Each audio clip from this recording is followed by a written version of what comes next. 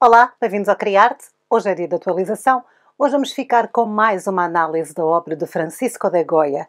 Hoje vamos analisar a obra Os Fuzilamentos de 3 de maio de 1808. Bem-vindos. Olá, bem-vindos ao Criarte. O meu nome é Sara. Hoje é dia de atualização no nosso canal e nós estamos a falar de Francisco de Goya no Criarte e vamos continuar. Eu sou apaixonada pela obra de Francisco de Goya e esta que vamos analisar hoje é a obra favorita, assim, uma das obras da minha vida. Hoje vamos analisar esta obra. Este é o Fuzilamento de 3 de maio de 1808, uma obra realizada em 1814 por Francisco de Goya. É considerada uma das mais memoráveis imagens da desumanidade do homem para o homem. Quando as tropas de Napoleão ocuparam a cidade de Madrid, o Goya vivia lá. Quando Napoleão colocou no trono de Espanha o seu irmão José, o Goya foi pintor da corte, trabalhou para ele. E o que o Goya testemunhou nestes anos de ocupação foi uma guerra entre os espanhóis e os invasores franceses. E as guerras normalmente são cruéis, são violentas. O Goya está-nos a mostrar isso nesta imagem. Ele tinha já 62 anos quando estes acontecimentos que ele decidiu retratar aconteceram. Ele não estava presente fisicamente no local, mas ele assistiu a coisas parecidas e também a esta. Foi na sua casa, com um óculo, que ele assistiu aos fuzilamentos de 1808 e ele registou tudo isto no seu livro de esboços, que mais tarde, depois, passou para a tela. A obra foi terminada em 1814, o que nos leva a perceber que Goya levou bastante tempo a completar a composição. Mas, afinal, o que é que esta obra está a retratar? Isto é uma obra que retrata a guerra, mas é a guerra na perspectiva de quem perde, da vítima, dos que sofrem, do povo que morre. Nós estávamos habituados aos retratos de guerra, assim como retratos heróicos. Nós vimos durante o período do neoclassicismo as obras de Jacques-Louis David, as obras de grandes pintores que retratavam sempre as cenas de guerra sem sangue e sempre com os seus heróis que venceram a batalha, todos muito heróicos, ao estilo grego.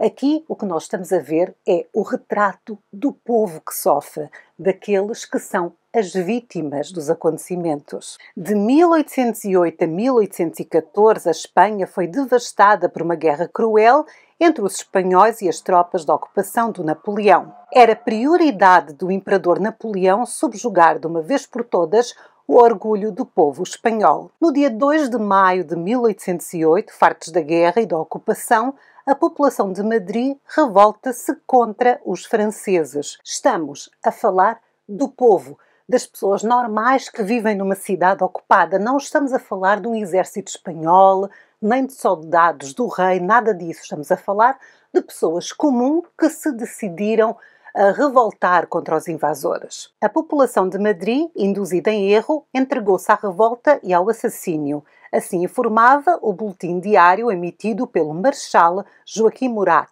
comandante-chefe das tropas napoleónicas que estavam em Espanha desde o ano anterior. Correu sangue francês, ele exige vingança.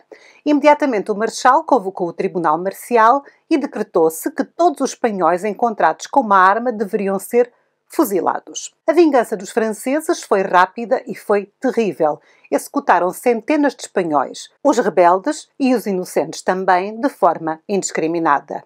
Nessa noite, morreram cerca de 400 espanhóis. Goya só conseguiu registrar este acontecimento 6 anos mais tarde, quando novamente um rei espanhol voltou ao trono, quando os franceses foram corridos. Só nessa altura é que ele pintou esta obra.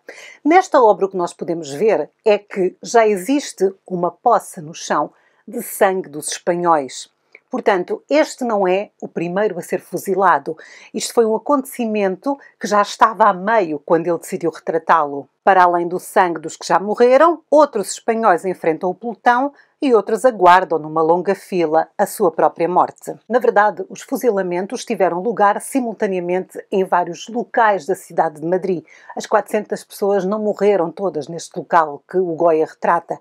Havia vários sítios espalhados pela cidade onde isto estava a acontecer. Foi na noite de 2 para 3 de maio e a maior parte dos fuzilamentos aconteceram ao amanhecer. Nomes como Juan António Martínez, que era mendigo, Julián Togedor de la Torre, que era ourives de prata, e Manuel Antolín, era jardineiro, são apenas alguns dos nomes de uma lista de 45 espanhóis que foram mortos no cimo de uma colina não muito longe do quartel-general francês, que é o que estamos a ver nesta obra. A colina fica entre o rio Manzanares e o limite da cidade de Madrid. O conjunto de edifícios que aqui vemos ao fundo já desapareceram. O local da execução hoje é um parque público. Quando a obra foi executada, 6 anos após os acontecimentos, Goya já nem sequer vivia aqui. Esta obra, na verdade, foi uma encomenda do governo espanhol para celebrar o final da ocupação e, acima de tudo, para celebrar o heroísmo do povo espanhol contra os invasores. Portanto, foi o novo rei, o Fernando VII, que pediu a Goya esta obra.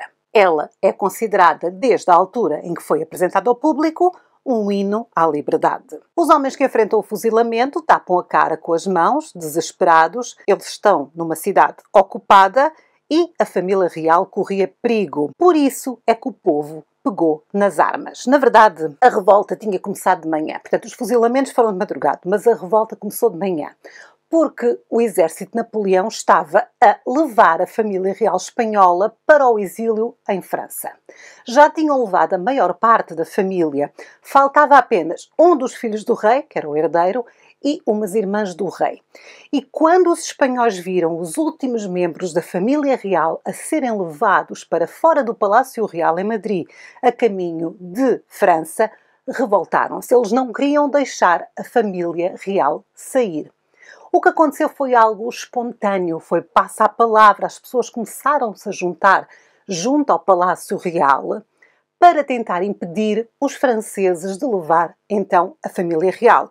E o que aconteceu foi que algumas pessoas agrediram os franceses, os soldados. Na verdade, nenhum soldado francês morreu com esta agressão, mas foi o suficiente para revoltar o exército de Napoleão. Claro que o Marechal Murat deu então ordem aos granadeiros e caçadores para limparem as entradas do palácio pela força das armas. Muitos dos que se aglomeravam ali eram rebeldes, mas muitos eram apenas curiosos que estavam a assistir ao que estava a passar. O exército francês decidiu seguir uma das máximas de Napoleão: se a canalha se agitar, disparem contra ela. Uma multidão de gente que protestava reuniu-se espontaneamente, nesse momento, na Puerta del Sol, a principal praça de Madrid. E é nesta altura que o exército francês chama uns soldados que eles contrataram, que são, na verdade, sujeitos de uma outra obra muito famosa do Goya, que é o 2 de Maio. Este é o 3 de Maio e a outra é o 2 de Maio. São chamados Memelucos. Os Memelucos são soldados de uma milícia egípcia constituída por escravos turcos. Eles chegaram e largaram contra a população. Claro que foi um banho de sangue. Os espanhóis que escaparam a este banho de sangue foram então perseguidos, massacrados e capturados. Alguns eram agricultores que estavam na praça a vender os seus produtos. Outros eram operários que estavam a ajudar a construir uma igreja perto do Palácio Real.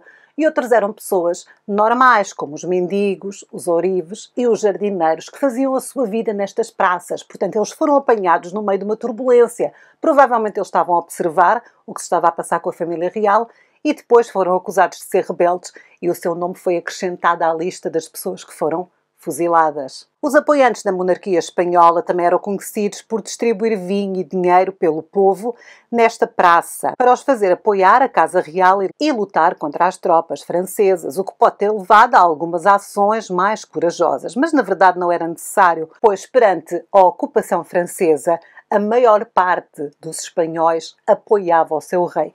Eles podiam achar que ele realmente era um homem fraco, que era um imbecil, fosse o que fosse, era o rei deles. Ninguém queria ser governado por um estrangeiro.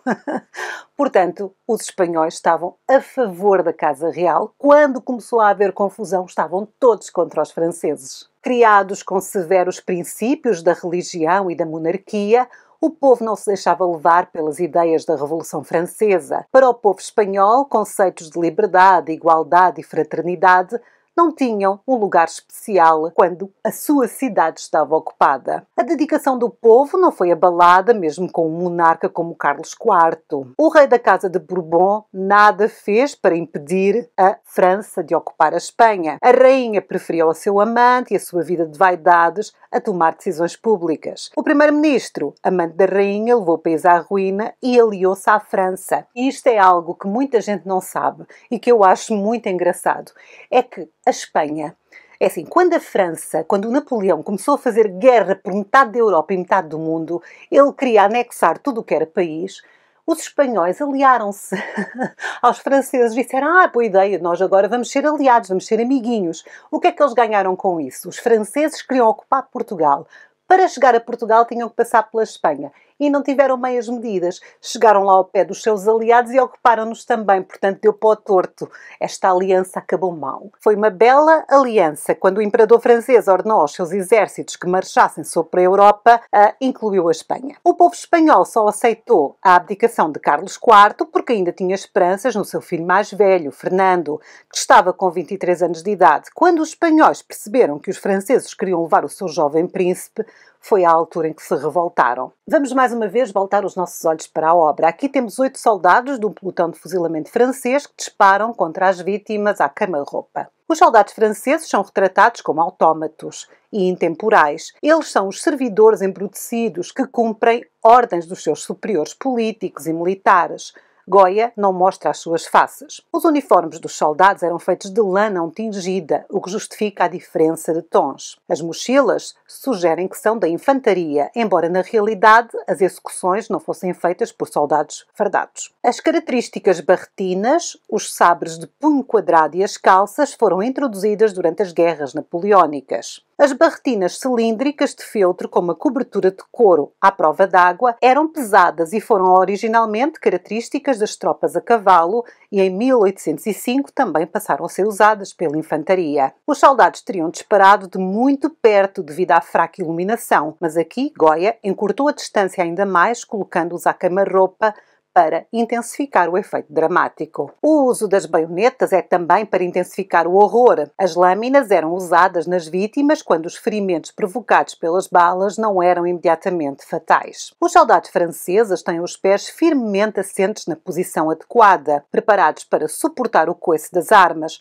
formam uma linha ordeira e disciplinada. Isto causa um enorme contraste com os espanhóis. Os soldados franceses não mostram nem os olhos nem os rostos. Aqui estão retratados como máquinas sem sentimentos e não como humanos. Na realidade, poucos destes soldados eram franceses. Eram antes italianos, polacos, suíços ou alemães. Ou seja, eram tropas de países que já tinham sido dominados pelo Napoleão e que acabavam por se juntar ao exército de Napoleão como mercenários. Eram conhecidos como as tropas de segunda de Napoleão. Napoleão considerava a vitória em Portugal como uma tarefa fácil. Este era um desdém típico dos franceses para com os povos da Península Ibérica.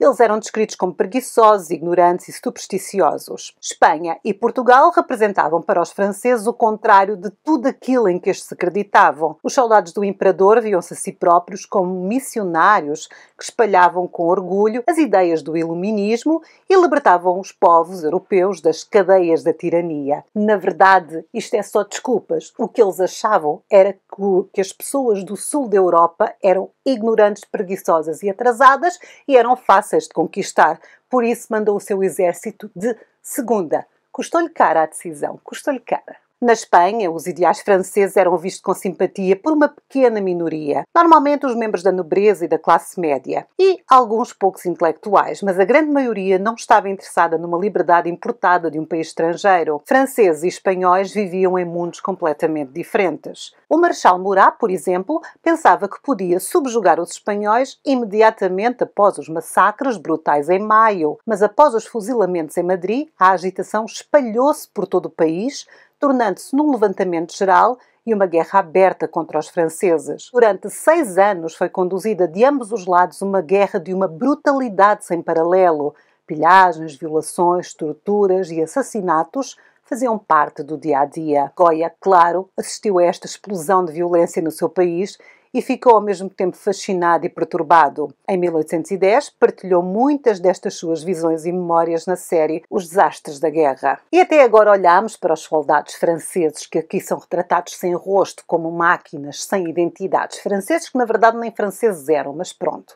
Vamos agora olhar com muita atenção para as vítimas, porque nesta obra a personagem principal são as vítimas, são os que vão morrer.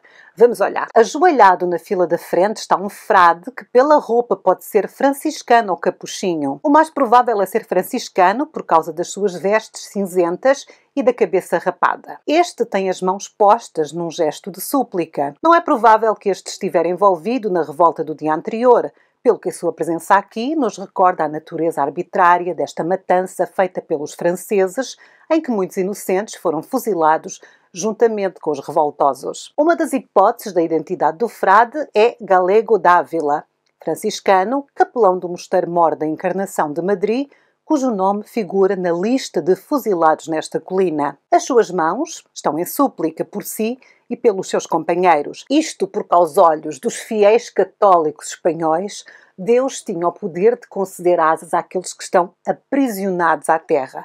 Ou seja, isto é uma característica católica que está aqui incluída porque era algo que os franceses eram contra. Os franceses fecharam igrejas, os padres odiavam-nos.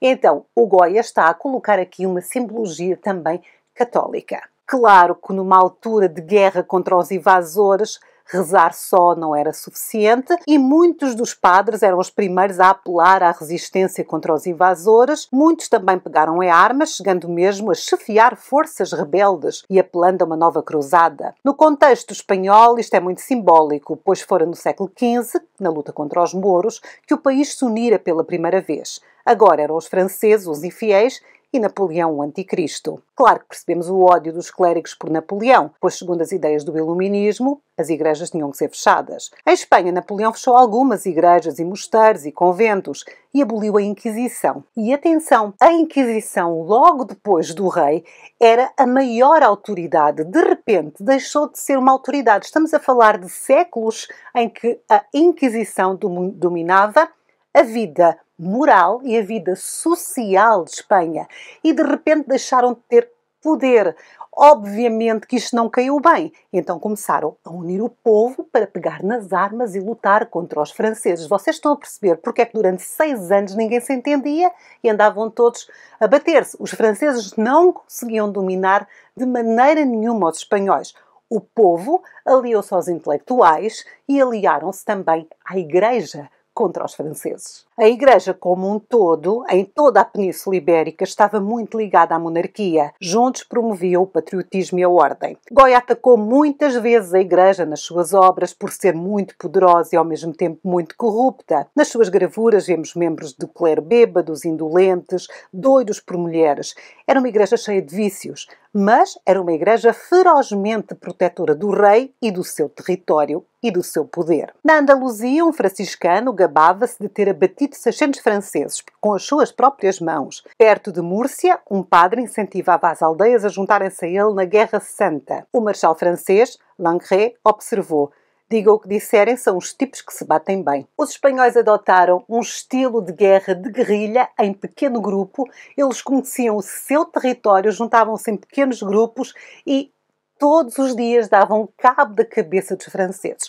No entanto, os franceses retaliavam. Portanto, o que se estava a viver, na verdade, era um período de 1808 a 1814, um período extremamente violento. Com isto tudo, os franceses em breve viram-se obrigados a pedir apoio ao Napoleão, que enviou 2.000 dos seus melhores soldados para a Espanha, onde durante os anos seguintes acabaram por ir sendo derrotados nesta luta de guerrilha. Quando Napoleão começou a sofrer as derrotas na frente russa, o seu irmão José acabou por ter que fugir de Madrid e conseguiu levar mais de 50.000 espanhóis consigo, que era aquela parte da população espanhola que tinha apoiado ativamente os franceses, normalmente pessoas com muito dinheiro, que, pronto, mantiveram o seu poder. Nesta altura tiveram que partir com medo do que se esperava, após terem colaborado com os franceses. Claro que quando Fernando VII tomou o trono, reintroduziu de imediato a monarquia absoluta e a Inquisição e iniciou uma verdadeira perseguição a todos os que defendiam uma Constituição mais liberal. E esta era a grande preocupação para Goya, que nunca escondeu a sua crítica social aos mais privilegiados e as suas simpatias iluministas, o que podemos perceber quando ele pintou críticas sociais nas suas séries Caprichos. Portanto, o Goya, vocês sabem, já viram o vídeo sobre ele, eu vou deixar aqui alguns o card, era uma pessoa com uma dualidade incrível. Apesar dele sempre ter trabalhado para os reis de Espanha, ele era um crítico à Igreja e à alta sociedade, o que obviamente não o fez ficar muito bem visto com o novo rei. E também tinha sido pintor da corte do rei francês. Assim, o Goya decidiu provar, por bem da sua cabeça, a sua lealdade à Espanha e ao novo rei com uma obra memorável acerca do heroísmo espanhol. E foi assim executada esta obra que estamos a ver e também o 2 de maio de 1808. Goya foi o primeiro pintor a fazer do povo anónimo o verdadeiro herói de um quadro. E é indiscutível que existe uma personagem central nesta obra para a qual os nossos olhos se dirigem. Estou a falar da vítima central. No centro da tela está um homem de blusa branca e braços bem erguidos. A sua pose lembra o Cristo crucificado. Esta pose é como um grito dilacerante da humanidade contra a tirania e a barbárie, tanto mais dolorosa como perfeitamente fútil. Nas mãos vemos o estigma que sangra, mais um paralelo com a figura de Cristo. Estética e historicamente, esta obra de Goya é o reverso da obra O Juramento dos Horácios de David, onde David nos apresenta a imagem do herói pronto a morrer por uma nobre causa. Goya apresenta-nos aqui o anti-herói. Este homem iluminado no centro desta tela, ele não é um guerreiro, ele é uma vítima, cuja morte se torna o ponto de partida para os que lutam contra a opressão. O estilo de Goya também contrasta com o estilo de David, com poucos contornos claros e espessas camadas de tinta cheias de ambiguidade e subtileza. A pose dos soldados de Goya é o reverso da dos Horácios de David. Em primeiro plano, perto de nós temos um cadáver com a cara numa poça de lama. Este repete o gesto da vítima crucificada. Assim, Goya não nos dá esperança. Não temos dúvidas em relação ao que vai acontecer aqui. Ao lado da nossa vítima central, na parte direita da obra, temos uma figura com uma expressão de terror. Os olhos brilham e ele morde os dedos, com uma expressão quase infantil de medo. É uma imagem muito, muito poderosa, que vai buscar a simbologia cristã. Temos aqui alguém que está na mesma pose de um Cristo crucificado com as chagas. Temos mais uma vez a reflexão da mesma pose no chão em alguém que já morreu. Temos esta figura iluminada e reparem, o tom de pele desta figura é mais escuro. Estamos a falar de alguém do povo, de alguém mais simples. E estamos a falar de um inocente que vai ser praticamente crucificado. Neste caso vai ser morto, fuzilado, não por grandes ideais nobres, mas apenas por existir. É injusto e não há forma de parar, por muito que nós coloquemos esta imagem assim, numa simbologia mais crente, numa simbologia que tenha mais a ver com a Igreja, Deus aqui não vai intervir. Entendem? Nós sabemos que vai ser injusto, que vai ser brutal e que vai ser definitivo. E agora vamos falar da luz desta obra. Na verdade, a fonte de luz da obra parece vir unicamente de uma enorme lanterna que está aí no chão, em frente à nossa vítima. Mas, na realidade, a luz da obra irradia da camisola branca da vítima central, e as sombras intensificam o terror espantado nos rostos. Ao fundo, destaca-se uma torre. Este edifício de aspecto austero e oficial simboliza a autoridade das instituições políticas que criaram os acontecimentos que estão situados aqui na nossa cara, em primeiro plano. O massacre ocorreu durante a noite e durou até às primeiras horas da madrugada. Goya pinta este céu negro que domina o terço superior da obra e ajuda a criar uma atmosfera sombria. Goya usa uma paleta limitada aos tons negros e castanhos, aliviados com um toque de cor brilhante na roupa da vítima central. O sangue no chão e o brilho da lanterna e a forma livre como Goya aplicou a tinta com o pincel, com a espátula e até com as suas próprias mãos, tudo isto vai criar uma obra extremamente dinâmica. Segundo o próprio Francisco de Goya, eu não vi linhas ou detalhes. Não há razão para o meu pincel ver mais que os meus olhos. Aqui, Goya mostra-nos a morte de um mártir ao amanhecer. Esta sua obra, o fuzilamento de 3 de maio de 1808, transcende o seu cenário histórico e exibe duas das suas principais características como pintor: a sua habilidade para produzir imagens incrivelmente diretas e a sua moralidade interrogadora e desapaixonada. Este espantoso quadro de Goya é uma das imagens mais memoráveis da desumanidade do homem para com o homem. E é uma das obras-primas da história da arte e uma das minhas obras preferidas de sempre. Eu acho esta obra comovente, comove-me muito, comove-me esta ligação aqui com o apóstolo de Cristo, comove-me o brilho da roupa deste inocente e a sua pele mais escura. Enfim, não sei explicar. Vocês provavelmente também sentem que há aqui qualquer coisa de genial nesta obra. O Goya era um pintor assim, muito acima da média, e esta sua obra, para mim, é a sua obra-prima. As imagens também são muito bonitas, mas esta é assim uma coisa que toca na minha alma. E não é só na minha alma, porque é uma obra que unanimemente é considerada como uma mostra da brutalidade da guerra e uma das primeiras imagens da guerra vista pelas suas vítimas. Eu acho-a lindíssima. E pronto, terminamos aqui a análise do 3 de maio de 1808, a obra-prima do Goya. Ela está no Museu do Prado. Ela é enorme. Eu pensava que era uma obra mais pequena, mas ela é grande. É muito, muito poderosa. Se um dia forem a Madrid, vão espreitar, vale a pena. Ela está no corredor que leva à Sala de las Meninas, está logo ali. E é assim uma coisa... estou arrepiada. Eu, quando falo desta obra, fico comovida. Eu tive que parar o vídeo porque estava a choramingar. Enfim, vamos ter calma, vamos ter calma. Na próxima semana vamos ter mais análises de obras do Goya. Para além das obras individuais que eu estou a analisar, estou a preparar um vídeo sobre as pinturas negras, porque elas estão todas juntas no Museu do Prado, eu vi-as todas, e decidi fazer um vídeo assim, um bocadinho mais longo, um pouquinho extenso. Eu ando a esticar assim nas horas dos vídeos, mas pronto, onde vou falar de todas. Portanto, convido-vos nas próximas semanas a assistirem ao Criarte. Também vos queria pedir para deixarem um gosto no nosso vídeo, se gostam de Goya, se gostam desta obra, se gostam do TV Criarte, o nosso canal, deixem um gosto. Podem deixar um comentário gentil, sejam gentis, por favor. Podem-me apoiar através de pagar um café, ou tornar-se membros do Clube Criarte, ou deixar assim um gosto, podem partilhar os vídeos, enfim, podem assistir até ao fim. Apoiem os vossos criadores no YouTube, por favor, porque não somos muitos, mas fazemos isto de coração. Então, se gostam de um canal, apoiem, sejam gentis, façam um gosto, partilhem, falem de nós, ok? Por hoje é tudo, nós voltamos na próxima semana e até lá vão olhar com muita atenção para a obra do Goya. Eu vou deixá-la agora, depois deste tempo todo em que eu estive aqui a falar, vou deixar uma música bem calma e vou deixar assim uns minutos a obra de Goya para vocês olharem para ela e espero que se apaixonem como eu sou apaixonada, ok? Então, fiquem bem, eu sou a Sara. Tchau!